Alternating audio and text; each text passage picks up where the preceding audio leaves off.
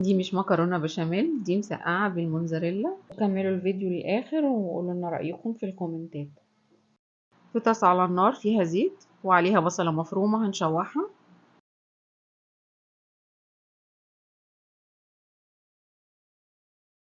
وهننزل عليها بلحمة مفرومة.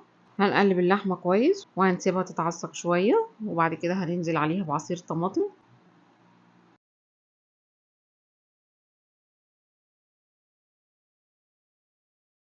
وهننزل بمعلقة ملح ومعلقة فلفل ومعلقة زعتر صغيرة ونص معلقة بهارات،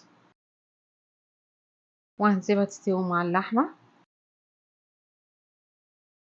وفي صينية فردنا البتنجان بعد ما قليناه، وهننزل باللحمة المفرومة عليه وهنفردها، وهننزل بطبقة بتنجان تانية عليها،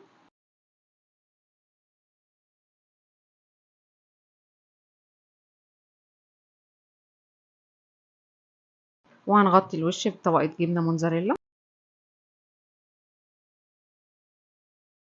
وهندخلها الفرن الجبنة تسيح وتاخد لون. ودي أجمل طريقة للمسقعة، طريقة لذيذة جدا وجديدة.